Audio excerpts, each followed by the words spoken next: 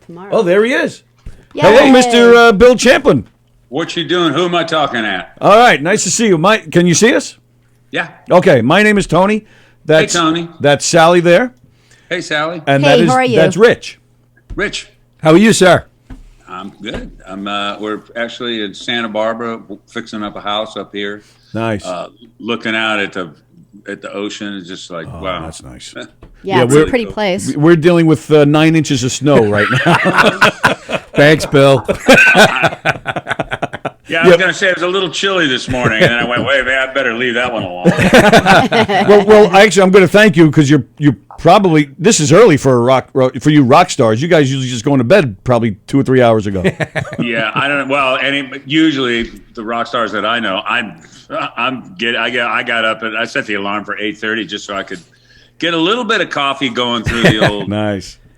Nice. Well, and we really appreciate you joining us this morning. Absolutely, great. This is a big thrill for us.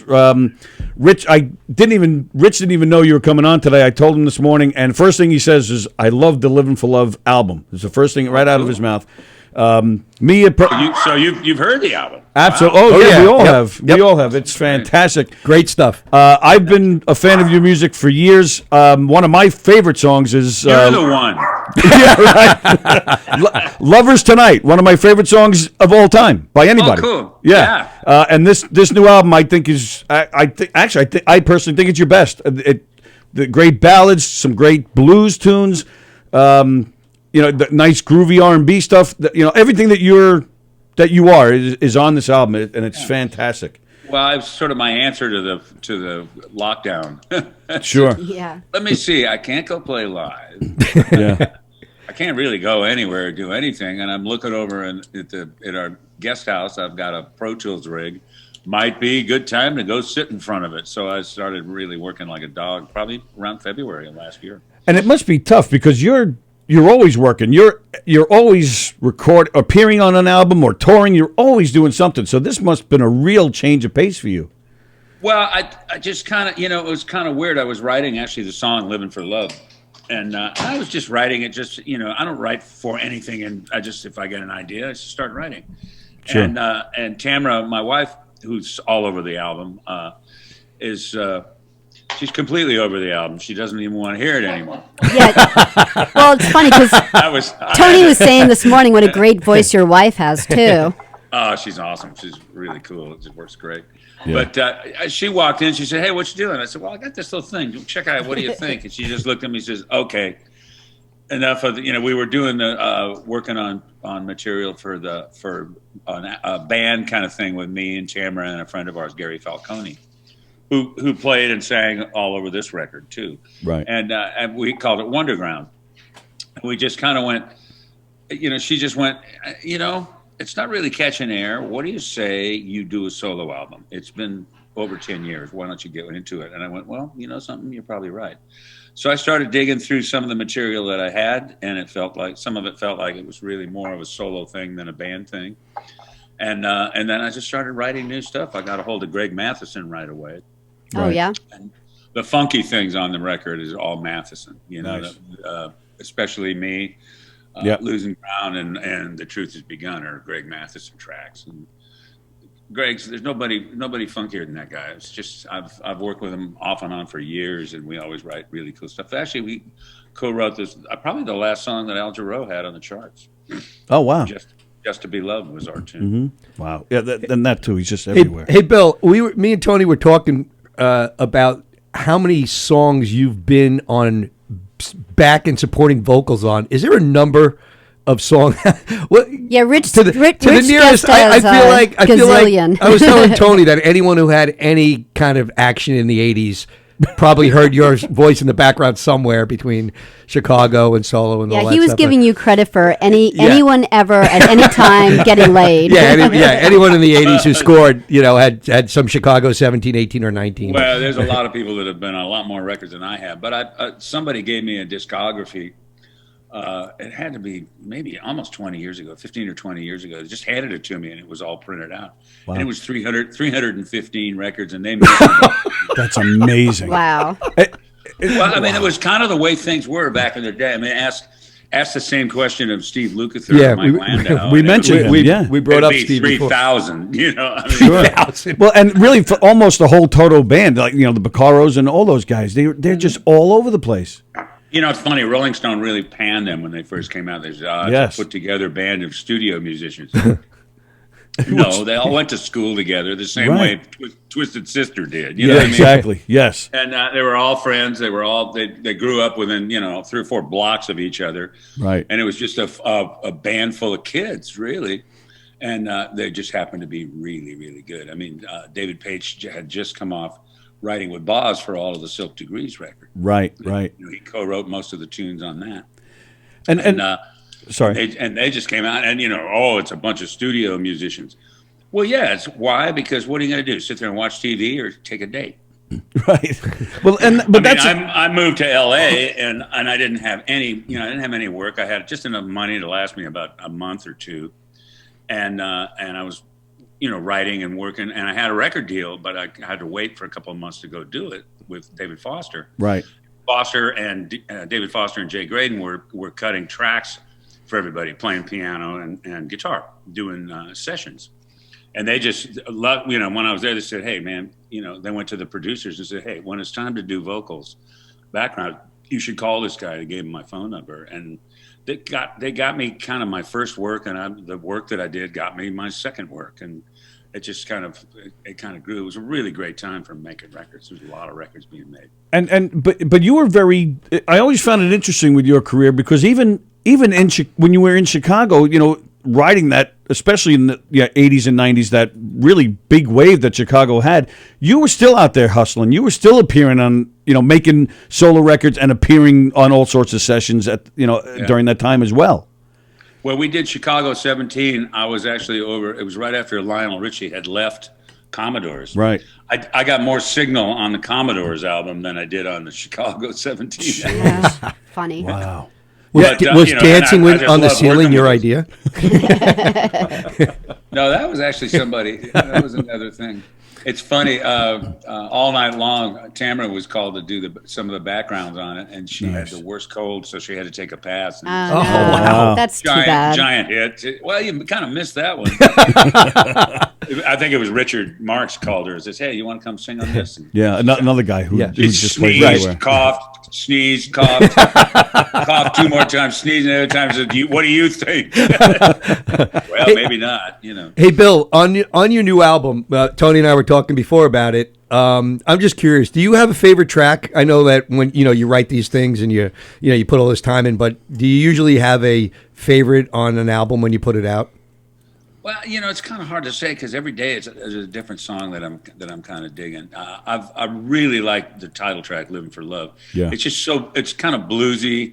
When I sent a rough of it to the guy that ended up playing drums on it and who ended up mixing the album, Alan Hertz, who's probably one of the most talented people I know. Alan, he just called me back and said, "Man, this sounds like a Bonnie Raitt song or something." So I just tried to get Bonnie to send me her address so I could send her a copy. Hey, dig song number 3. Sure. And she's a pal. She's a good buddy. So you mentioned. I'm sorry. Go ahead. Sorry. Oh no, you go ahead. Oh, thank you. Age before beauty. Good one. Or should I say age before booty? Bill, you have both on Tony, by the way. Most people do. So tell me about you mentioned before going to Los Angeles with not a lot of money. I'm curious, because you guys you had Sons of Champlin, and you were part of that whole San Francisco scene. Like Clover was a part of that. And any thoughts as to why it never really hit? Because those are some good bands back then. Well, I mean, the Doobie Brothers did quite well. Well, yeah. Creedence Clearwater did quite well. There's, but I meant you guys in particular, Sons of Champlin in particular. In those days, every time opportunity knocked, we answered the phone. You know what I mean? It's right. We were so big talking. We was talking about being high, and the problem was that we were getting high. I mean, at least, I can speak for myself, especially. I was just smoking too much dope, and I just missed a lot of possibilities to make things happen. Oh wow! Even the first album, as good as Loosen Up Naturally is, it was supposed to be a single album. It was supposed to be produced by a guy in L.A. And he came up to start work on it, and we just handed him the masters and said, "This is it. We're doing it." So we were kind of plowing, straight ahead. And there's no arrogance like youth. You know what I mean? We were just like, hey, hey, we're good. We're really good. The world should beat a path to our door. Well, the world didn't beat a path to our door. It's just the nature of. We just made every mistake you could possibly make, and had every kind of bad luck thing. We had Welcome to the Dance album was really, really kicking album. Great record. And it was kind of leaning away from being a horn band thing. Right. And when we put it out, the day that it was signed by Clive Davis at CBS, and they sacked him 2 days before the album was released. No way, yeah. Oh, well, now that's working good. And same thing with the Runaway. Years and years later, same thing with the Runaway album. Joe Smith was the president of Elektra. Right. He signed us. It was supposed to be a singles deal. He signed us. He said he heard the singles that David and I did, and he went, "Oh my God, make an album. Just go make an album." So he said, "Okay." And David said, "Well, I've just signed to do the tubes, backwards completion principle." Which, Bill, you're going to be the ringer on. You're going to be the vocal ringer on the record. And I said, "That's fine. I know those guys are all great guys, hip group of cats." But so we took us a little while to get the record in, and by the time we got the record in, Joe Smith had just left about a week before. I was going, "Jeez, man, I'm the luckiest guy in the world. Yeah. It's all bad luck, but it's lucky." Well, this will be Tony and Sally's last show today. Yeah. Thanks, Bill. Thanks a lot, Bill. Way to jinx us. Wow, man, that's cold. You haven't lost a thing. You still got it, buddy. His real name's an Italian name, Cole Bolachilli. That's crazy. So was after the Love Is Gone? That was like your first? Was that a first? That was an early hit for you. So that was when kind of things started to turn around a little bit. Yeah, I was working with David Foster. We were doing that record, and we kind of had enough songs. And at one point, David said, "I just wrote this thing with Graydon." And he played it for me, and he went, "I think this would be better than this other song that we had." I said, "Cool, let's do it. Put it on a cassette, and I'll write it." He said, "No, I got to teach it to you." It took me longer to learn the piano part than it did to write the song. Wow. And I had to kind of write it backwards because David already had that melody. After the love has gone. Right. He already had that and kind of had the lyric there, so I had to sort of write it backwards from there. But I did it, and we cut a couple of demos of it, and then David was actually working as a session piano player for Earth, Wind and Fire, Maurice White. Oh, okay. Oh, wow, okay. For one of the records that they were cutting, and he happened to be playing it on the piano while the tape was rolling back. And Maurice came waltzing over to the piano going, "What the hell is that?" Right. Yeah. And David says, "Well, it's a song that we're going to put on Bill's album." So, "Well, play it. Sing it for me." He said, "How about if I play a cassette of the demo?" Maurice fell in love with the song. He says, if Bill will agree to not put it on his record, we'll put it on our next album. And they did. Wow. I agreed. I thought it was a good idea. Now, the other thing was that he wanted 2 or 3 more songs off of the single album with the same deal. If I would, so I would have had to recut, I'd really do some quick songwriting and throw 4 more songs in. I said, "Nah, I'm going to keep those songs for my album." That's another one of my, what I refer to as Suzanne Summers career moves. That Three's Company's the biggest show ever. I'm going to leave. Hey, that Thigh Master was a hit. Well, it probably was. Yeah. You look at it. If you look at it a certain way, she probably had a piece of the action, and she probably made way more money than she did on TV. But that didn't happen with me. I haven't invented a Thigh Master yet. Oh, that's not why you're here? Yeah. Oh, well, we were going to promote it, but okay. You mean I'm not on Shark Tank? Yeah. Hey, Bill, I was telling Tony the song on the album that I just like the best. I don't know why, but I mean, I think it's a great album, top to bottom. But this song "Hey" sticks with me. It from start to finish. Like as soon as it goes on, it's a great song. It's just one of those ones that just happened. I mean, actually, we wrote that with me and Tamara and Gary when we were thinking along the lines of writing some stuff for another Wonderground record. Oh, okay. And I just asked Tamara and Gary, I said, would you guys mind if I put this on the solo album? And they were both cool with it. But how about the guitar solo on that? It's a guy named Tal. It's a great song. Yeah, Tal Morris played that solo. We actually drove up to San Rafael, California, in Marin County, which is the next county over it's where you end up if you cross the Golden Gate Bridge from San Francisco. Okay. And he knocked off a great solo. Actually, I did he had a B3 in his studio, and I went ahead and knocked off the organ part while I was in there. So, and Tal used to play with his sons. He's a great musician, really great guitar player. But the three of us, Tamara and me and Gary Falcone, wrote the tune, and I think all three of us did some vocals on it. So nice. And Gary shows up in numerous places. He was on Love Has No Heart. He was that was actually a song that Tamara and Michael Caruso had written, and I got into it musically, and so it was a three-way songwriter thing, and then and we had Gary do a bunch of vocals and play the guitar solos. His solo is ridiculous, it's really good. There's some great moments from different musicians on the album. Mark Russo on saxophone, forget about it. Right. Yep. There's a point on a song called "The Truth Has Begun" when I just sort of took out the vocals on the end of it and said, "Mark, it's yours. Take it away. Have your way with it in the biblical sense. And Mark, took. There's a point. I still at this point in the game. There's a point where he just switches into overdrive, and I just go, "Oh my God, what an amazing music!" He played with Yellow Jackets when they first started years ago. Was with Loggins for a long time. He's been with the Doobie Brothers forever. Nice. For a long time. He's a really sweet guy and a good pal. And then you also have the song "Show Me." Is that with Jason, right? Yeah, Jason and I wrote that. We were just writing it for another project. We were thinking about having it. And when I was doing the record, I just called him. I said, "Hey, man, you mind if I just kind of flesh this thing out and maybe get you to come back in and do a few more lines?"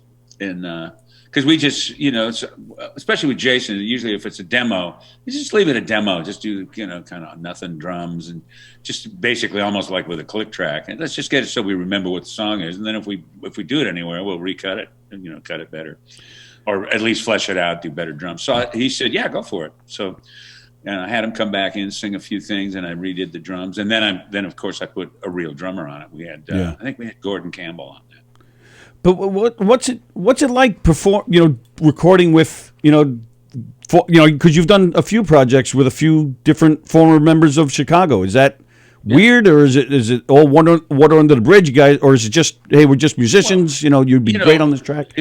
Well, for instance, if you look at me and Jason, even while we were with Chicago and everything, we did a bunch of Japanese projects together.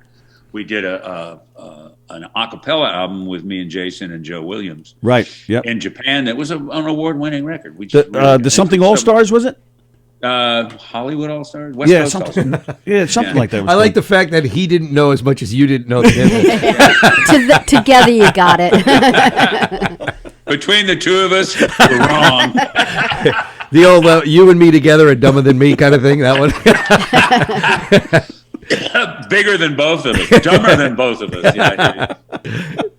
Well, somebody one time said, "What are the three best songs ever written are Amazing Grace, Bridge Over Troubled Waters, and the song I wrote this morning." That's great.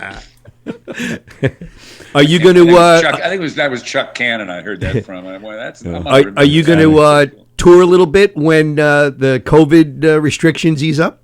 Yeah, as soon as they open up the doors on the California penitentiary, I think yeah, it's like that everywhere. It's really it's tough. everywhere. I mean, we're doing this record's going to be released by Sony in Japan in April, and they're also releasing another CWF record, which is a project an ongoing project that me and Joseph Williams and Peter Freestead have done. Right, and so they're releasing CWF 1, which was on a different label in Japan. They bought it from that label, and they're going to re-release that.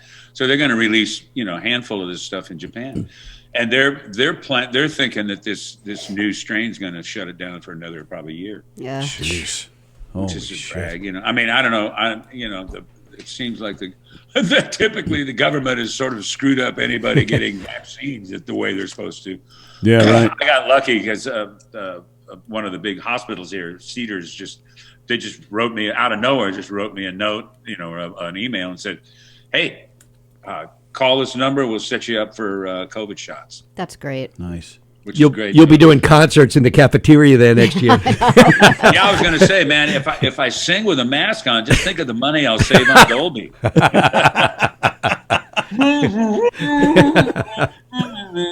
To be like Kenny on South Park. Yeah, right. Champlin has finally reached the apex of his vocal career. He sounds like Kenny on South Park. It's not working, but there you go. You need a little treble on that vocal. Well, we have to say we were talking before we went on the air. Speaking of your vocals, we're actually both kind of mad. How the hell are you not in the Rock and Roll Hall of Fame? That's just stupidity right there. Well, the Chicago was put in, but they had I think a little while back they had a new rule saying that only the founding members. And I think what it was, somebody chased down the reason for that rule. At some point, I think HBO bought Rock and Roll Hall of Fame. Okay. So they've kind of got some ownership in it, and it's I think they spent a serious buck or two, because I think it was Jan Wenner and a handful of different people. But if everybody that has been in a band gets put into Rock and Roll Hall of Fame. Now they didn't do that with Michael McDonald. He wasn't a founding member of the Doobies, but right. Wow. But they did with Sammy Tommy wasn't Thayer. a founder of Van Halen. Sammy Hagar was not a founder of Van Halen. I love Sammy Hagar, but true. But I think they were great with Sammy. Yeah, me too.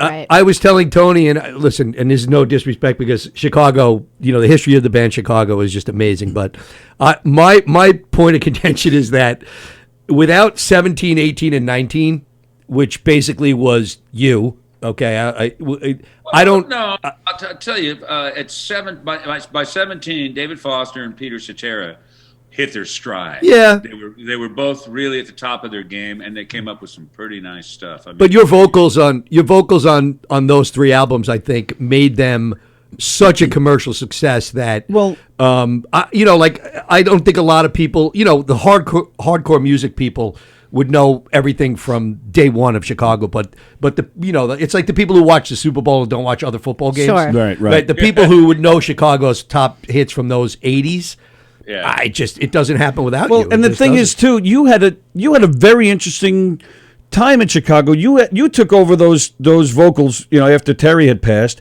and then after Cetera leaves, you then become the frontman. After they, it seemed like you guys tried to make Jason the frontman at first to replace Cetera, but you kind of really stepped up with "Look Away" and "Hearts in Trouble" and all that. So you kind of you filled a void twice in that band. You belong in the Hall of Fame. A little later on, I think 17 was it was Peter Cetera's. He really nailed it. I mean, and David really nailed it, and that was really kind of what was the thing. And I remember the manager was saying, he said, "What's selling 17 is a lot of it's word of mouth, because Reprise isn't really promoting it a lot. They're kind of letting it happen. They sort of threw it at the wall. Rarely does a record thrown at the wall happen unless it gets word of mouth." He said, "You're kind of responsible for a lot of the word of mouth. People going, hey, man, this guy's in this band." Right.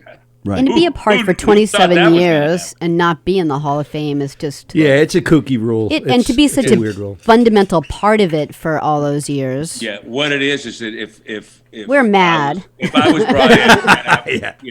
If I was brought in on this situation, then they would have to give up a seat in the audience.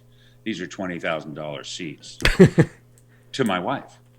So I mean, Chicago's had a handful of people in the band. Chris Pinnock, Lagier. There's a handful of Donnie Dacus. Right? Really cool people that have been in the band. Yeah. And if they'd have done that, there'd have been a lot of people. But I mean, like Tommy Thayer has been with Kiss way longer than true. Ace. You said that before. But Ace was the guy that was in there, and it's just that kind of new rule, sort of. It's a new rule unless it's Michael McDonald. Yeah, right. Yeah. Oh, and Sammy Hagar. Yeah. And Sammy, and all of that really makes a lot of sense. And, and because John McPhee wasn't with the Doobies when they started. McPhee was actually with... he was in Clover. Yeah. Yeah. So was Huey at one time. Yes, that's correct. Yeah.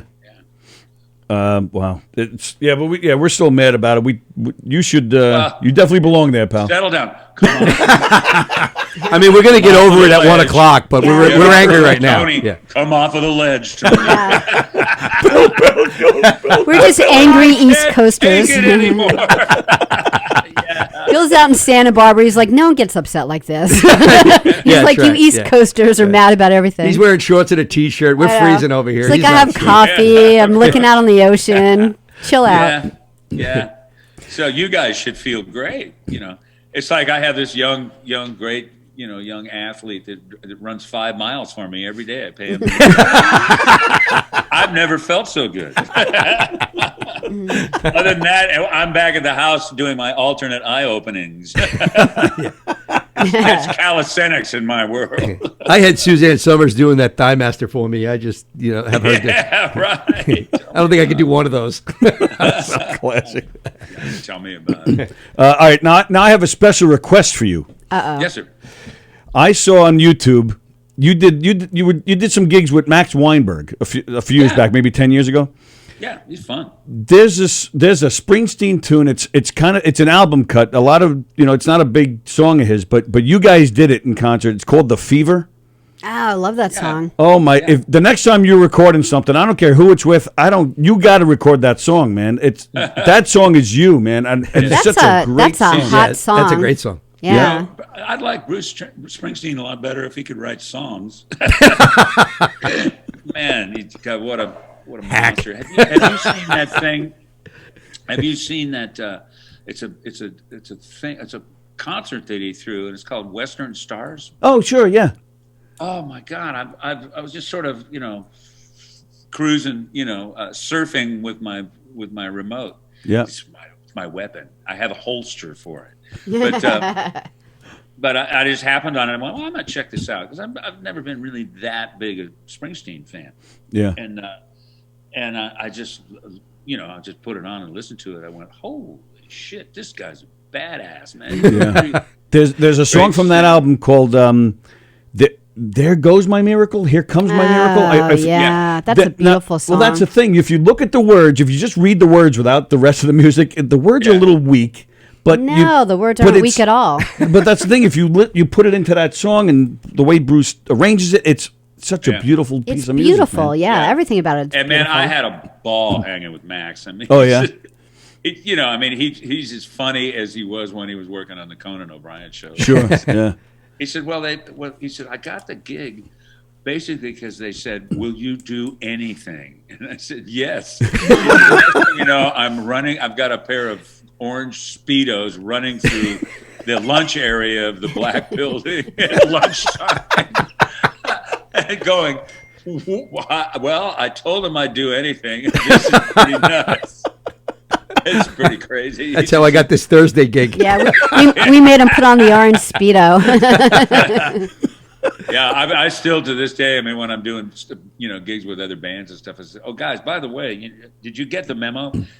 This gig, it's Speedo's night." Band's going, "What the fuck is he talking about?" That's quite the visual I have all of a sudden. Here we are. We're at Speedo's night. Anyway, all right, it goes on. Needless to say, a friend of mine years ago said, If you walk in a recording studio and everybody's going, we gotta have a hit, yeah, you're not gonna have a hit. If you walk in a recording studio and everybody's either laughing or listening to it back, going, "Damn, that sounds good," and having fun. And I just kind of always sort of realized that's one of the reasons why I love working with Jason, because laugh? Nah, no laughing there. We always have a ball working together. Toward the end of Chicago, we weren't getting along very well, but then again, that's one of the criteria of that band. Nobody gets along with anybody. Wow. So I was just fitting in with the groove. Everybody's on everybody. How many guys would actually go in the studio at the same time when you did record a Chicago album? Because Tony and I you guys probably needed stadium seating in there. How many members were there? That's great. Well, I don't know how many. There's 4 original guys, and they're the ones that count. And then there's the rest of us who go in and really work on the record. And a lot of times it would be just Jason and me stacking vocals and putting. Wow. And I think it's one point there's when Jason got in the band, at one point that was when our background vocal arrangements started to really get hip. Agreed. I mean, Foster's awesome as far as getting in and rearranging vocals and putting vocals together and stuff like that. Yeah. And I just kind of grew up in that school. And at one point, once I heard Take 6, I just kind of went, whoops, there goes the triad. I'm pretty much done with that. I'm going to start voicing things out a little bit. So sure. I think if whatever band you're in, I think if you learn something new, you try to apply it to your band. I don't think that was necessarily it wasn't accepted that much in a lot of ways. Hey man, we were doing great vocals back in the day. Yeah, but they're not the stuff that's going on now. It's not what people want to hear at this point. Yeah. Anyway, neither here nor there. That's just in a background arrangement thing. I never, planned on becoming a background arranger. But when I moved to LA, I was waiting to start my record or waiting to do this, that, or the other thing. And next thing I knew, I was working a lot, and things just caught on me. When I just decided, I was doing dates with Michael McDonald and Bobby Kimball. That's when I went. I'm going double scale. Unbelievable. Forget about it. Hanging out with these guys, let's hear. Oh, who's singing up there? Oh, these guys are. They're just going to do a little bit of, Michael McDonald and Bill Champlin. Oh, yeah, great. Okay, good. Yeah. Amazing. Hey, one of the singers I work with a lot is Tom Kelly, and he turned out to be, have one of the best songwriting teams. Him and Billy Steinberg wrote all that. Yep. They wrote True Colors. Do you think they made anything from Kodak? Oh my goodness, that was back when Kodak was kicking like a mule. Yeah, right. Wow. But that's the thing about LA. That there's at the time.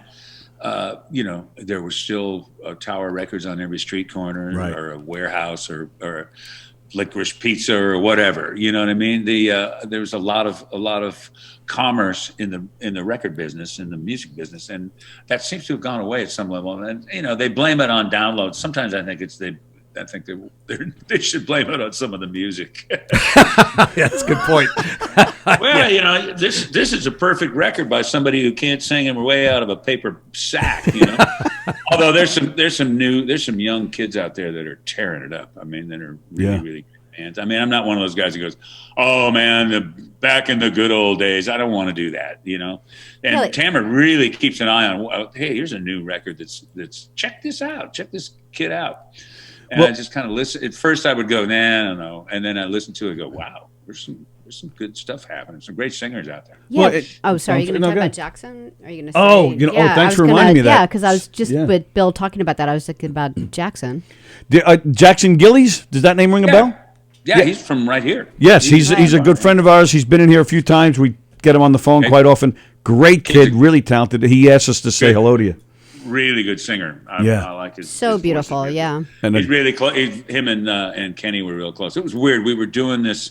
Santa Barbara had this crazy mudslide. It was almost like a volcano in lava, right? Oh wow! And it took out a bunch of houses. Some people got killed, and it just this. I think what it was that there had been a really bad fire, and then there was really some major rain. And everything that was supposed to hold the earth in one place was burned down. So boom, all of a sudden, all this mud, major scene. It was a real major disaster for mostly actually Montecito, which is part of Santa Barbara. Right. And they put together a benefit of all the young kids in Santa Barbara that were singers. Now, one of the guys that was really working on the benefit was Kenny Loggins, right? he had a handful of singers. He was trying to help them. Well, you should sing this way and that way, and really being a mentor on this benefit, really to help out Santa Barbara, because Kenny's always been kind of very well connected to Santa Barbara. And at one point, I was kind of sitting around. He was working with some kids, and there were some other kids. They were kind of going, "Who is this guy?" I went, "Hold it. Come here." Yeah, let me tell you. your vocal coach right now happens to be maybe one of the top 5 singers on the earth. What do you think of that? Jeez. Show a little respect. Yeah, be like, this is like Lady Gaga coming and saying hi to you. Yeah, right. I mean, give me a break. Kenny Loggins can sing time, news, and weather and make it work. He's one of the best ever. Wow.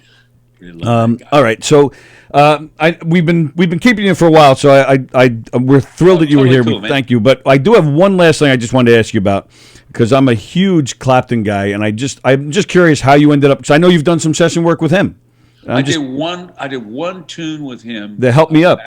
Background vocals on I forget, was that what the song was? Yeah, Help Me Up. Yep. It was on the Rush. It was on the Rush movie, which is the same thing that Tears in Heaven was on. Yeah, and right? I think it was the first time Tears in Heaven was recorded. Yep.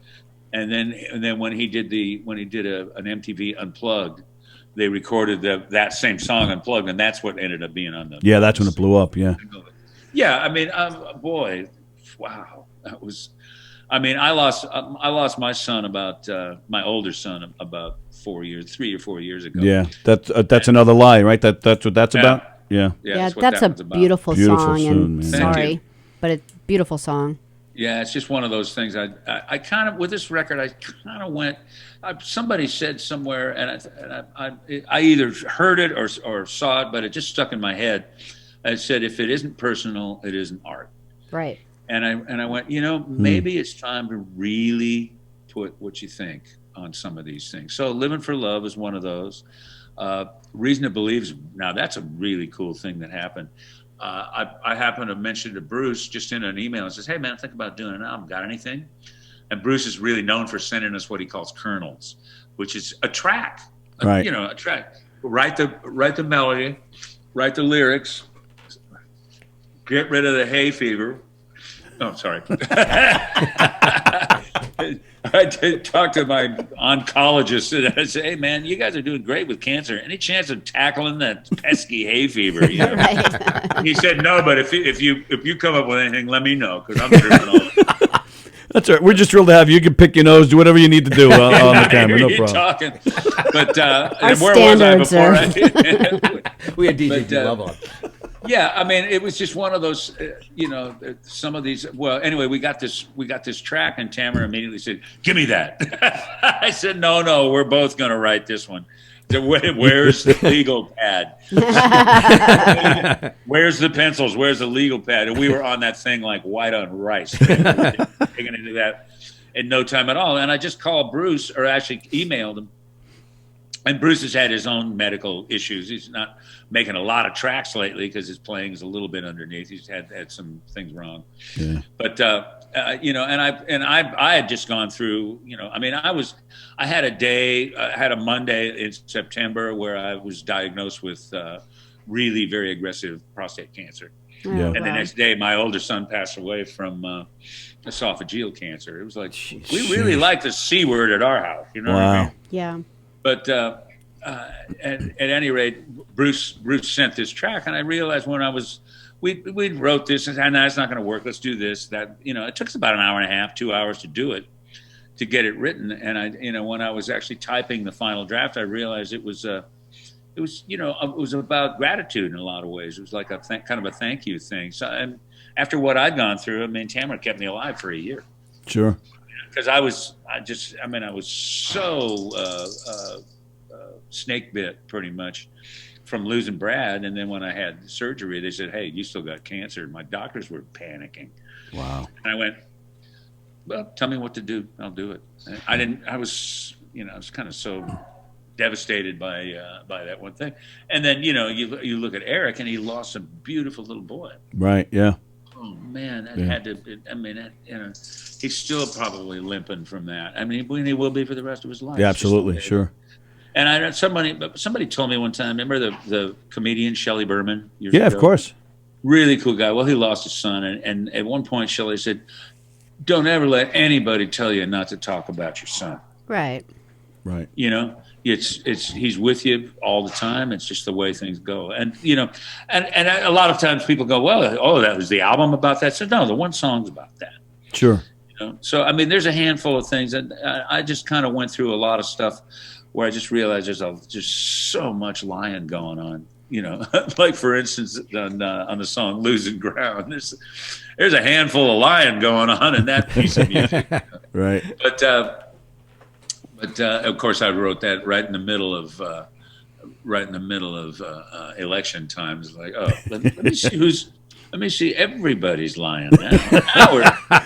I don't know what makes you say that. Yeah. You know, hey, well, we can't have baseball, so what are we going to replace it with? Right. Lying. That's sort of the way Lying. it goes. Thank God baseball's back. Yeah, it's now a national pastime. You know, who can spin the biggest yarn? You know, right? So, yeah, it's pretty crazy.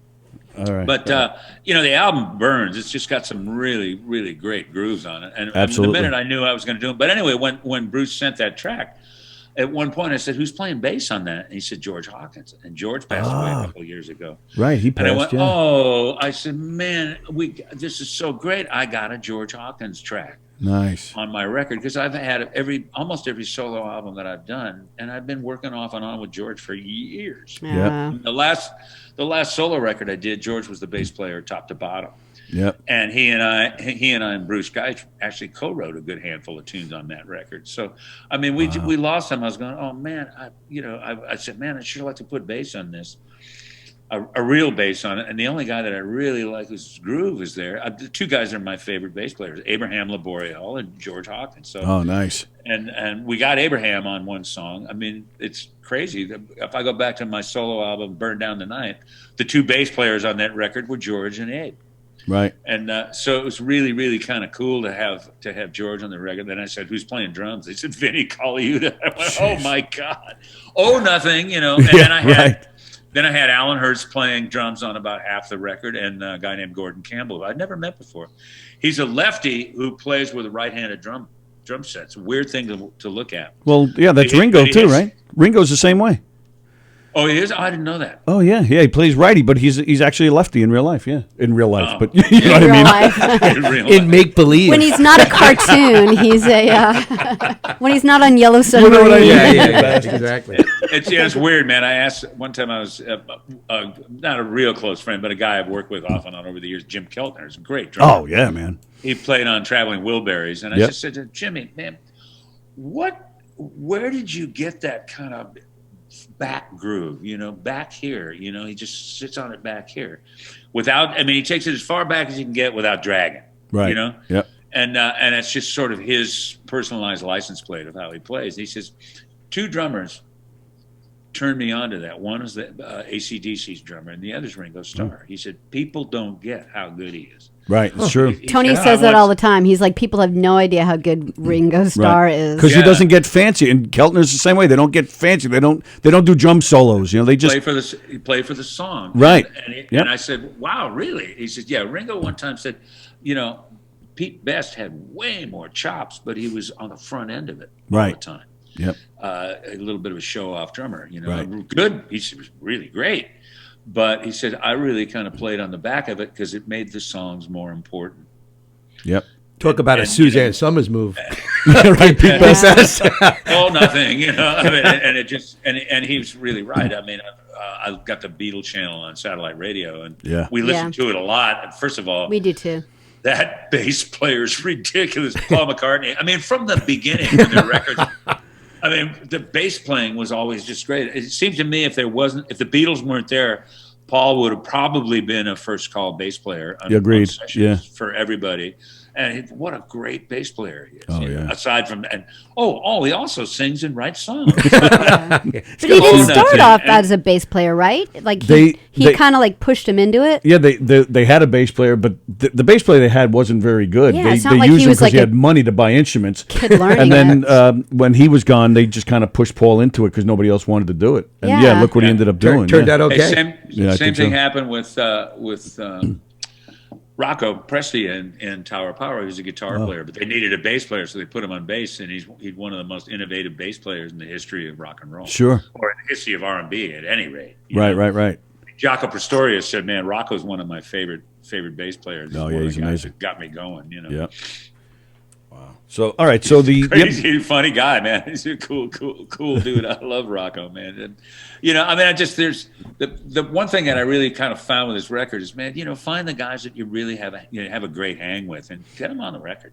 Right. Yeah. Well, it must be nice because you mentioned before, people always trying to get a hit.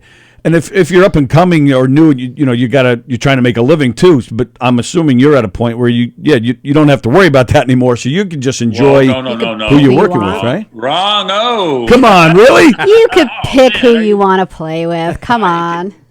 No, I don't. I didn't make a lot. A lot of the songs that I sang, I didn't write. I mean, Look Away and all those kind of things. Those were Diane Warren songs. Yeah, true. Oh yeah, Diane Warren, man. Oh, yeah, like what? Like every 4.5 hours, she'd write a hit. Yeah. You don't even realize until you look at her list. Diane writes really passionate stuff. Yeah. And when you think about it, that's really what's going on. I think one of my favorite writers from back in the day was Linda Creed. Mm-hmm. She wrote most of the stuff for the Spinners and most of the Philly International stuff. Right. And Linda actually wrote Greatest Love of All, which when she found out she had terminal cancer. Oh wow! Jeez. And it's deep. Yeah. If you know that story and you listen to that song, oh my goodness! Right. I think George Benson did it originally, and then Whitney did a version of it, and it's just wow. So I mean, I kind of went at some point in the game. I kind of went, man, it's time to not hide behind your craft and it's time to get into your art. I kind of made sure that I didn't sing lead vocals the same day I was doing backgrounds. Because I'm kind of a background scientist. I'm more of an arranger. I know how to, when I sing a background vocal, it's like 1, 2, 3, 4, boom. I make sure that I stop at the right places, right? So that when I double it and triple it and do harmonies with it, they all stop at the same time. Sure. Otherwise, you'll end up with everybody going. Well, like say the song ends up with an S, and you'll have 8 S's. Right. Yep. Sounds like steam escaping in here. It's the locomotive song. Well, you did a great job on that album, though. I think thank you could be very proud of your latest album for sure. Yeah, I'm not even kidding you. They came in here today, and Tony, I just know that he just buys. He loves like the new albums out, and so he had yours already before he even asked you. And then Rich walks in the door. And he's like, "Oh, what are we doing today?" So we're telling him. He's like, "Oh yeah, I bought that album a little while ago. It's great." So they're not even kidding you. Yeah, and it's. Thank you, guys. Absolutely, thank you. It's on iTunes. It's you can get it on your website, right? BillChamplin.com. Yeah, exactly. You can if you want the CD. Now the CD, we got the cover. We were Tamara and I were walking by a gallery, Vladimir Kush Gallery, and we had a picture that we bought one of his paintings. One of his little 15, doodles. maybe 15, 20 years ago. And just been one of our favorite artists ever since. And we saw this thing with a keyboard in it, and Tamara went, "Oh my God, Bill, there's your album cover." Nice. So the gallery was closed, but the guy was still there, the manager of the gallery. He opened the door for us, and we walked in and looked at it. We ended up calling him, talking to him, and Tamara worked it out to license it so that we could use it for the cover. It's beautiful. Yeah, it really is. If we ever do a vinyl, that cover is just going to. Yeah, that would pop. Yeah. Yeah, that's the thing that I miss a lot.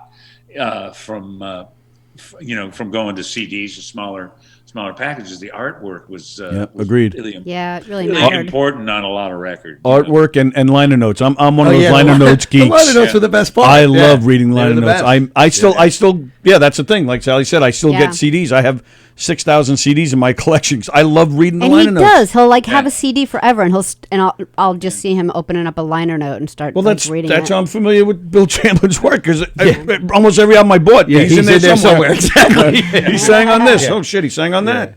It's funny. There was a group called Attitudes. It was on Dark Horse Records, and it was David Foster, Jim Keltner, Danny Korchmore. Oh wow! I think Paul Stallworth was the bass player, and it was just a band, a little 4-piece band, and but they were on George Harrison's record label, and there was a picture of them, and it showed under each name of the guys in the band, and then it was a picture of George in the middle. And they didn't write George Harrison. They wrote, and I thought it was some kind of maybe. At first, I was looking. I said, "What the hell is that?" And it's some kind of Indian name. And if you really look at it closely and spell it out, it says, "Oh, not him again." Right? Yes. Oh, that's funny. Which is really, really cool. That's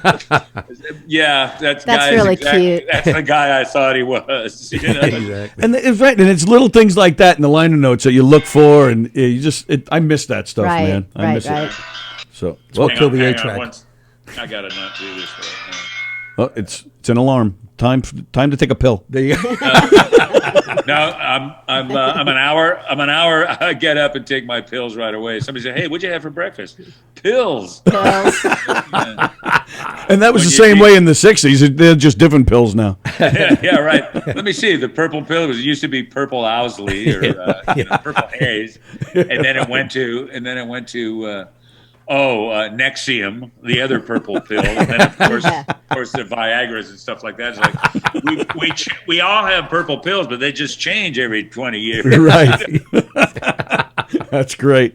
It's classic. All right. Well, again, Bill, I can't thank you enough for sticking with us. I didn't Tony. expect to be with you this long, and we're thrilled. And Yes, this thank you. was a big thrill for us. awesome. It's a great hang. You guys are fun. Ah, cool. And Rich, I think you might be arrested soon. Something tells me. yeah, I can see it. It's a coin flip. I had a bass player in the Suns named David Shalleck, and I always looked at him as like, this guy's an ambush humorist. I think Rich might be that guy. Yep, he's definitely that guy. Just waiting. Steve Percaro is one of those guys. Just wait 1 second. All right, he's going to drop one right where nobody's ready for it. That's great. I just show up when I'm told, Bill. I just show up. I'm telling you. Well, hey, man. I used to. People say, "Hey, where are you going on your tour?" I said, "I don't know. I've got a collar and I hand the leash to the road manager. He just That's it. yanks it every once in a while." That's it. Yep. It's easier that way. Just go where they tell you. That's it. Yeah, rock and roll Cleveland, and you're in Tokyo, dummy. It's got to be hard, though. Nice. Well, hopefully you'll be on the road again soon. Yeah, and when you're in our neck of the woods, we're getting you in here, man. That'll be a lot of fun. Oh, I'd love to hang with you guys. Oh, that'd be a lot great, of man. fun. Thank you guys so much for Thanks, for Bill. letting us talk about this album. I really want to. Oh, our pleasure. Yeah. I'd love for people to hear it. It's not really a matter of money anymore. I just like people to hear the music that I Sure. Absolutely. Yeah, there's a All lot right, of we'll heart do in that. it. We'll keep showcasing it. And again, we thank you so much. This was a big thrill for Yeah, us. a lot Thank of you fun. so much. Thank you. Thank you, Tony. Thank you, Rich. Thank you, Sallie. You guys are awesome. Thank you, pal. Take care. Hope to Okay, see you be again. good. Thank you. Bye. Bye-bye. All right. Imagine being that cool and being Well, like, what's- well, we're that legendary. What's that? I'm sorry. Being that cool and that legendary in your craft. That Oh my went God. a lot better than I thought it would. That we're still in the air, by the way. Yeah, no. Oh, just let you know. Okay, I didn't. I know can if hear you, though. Yeah, I know. I just, I didn't know what to expect out of the guy. I didn't know he had such a big sense of I've humor. seen so. him interviewed before, and I'm like, he's just a good guy. He's a good storyteller. Yeah. And you know what? I also think that you can have all the talent in the world, but people aren't going to work with you unless you're really, Yes. like, who wouldn't want to work with him? Right. I mean, that the talent and being that down to earth. I will tell anybody, you listen to that album and you tell me that sounds like a guy who's 73 years old singing. Yeah. Right. So he's got such a great voice. He really does. Enjoy it now while you can, since you're going to be arrested. So. Yeah, evidently, imminently. Well, I didn't get that. Why was he saying that about you? I I didn't think he hear was just that. saying that Rich is kind of creepy. I think that's Really? that's how I took it. Yeah. I feel like he Well, you had don't feel you that? and me mixed up. Like I felt like he was Oh, looking sure at he you when did. he said it. Sure. Sure. Yeah, he's like that guy doesn't go around schools. I can-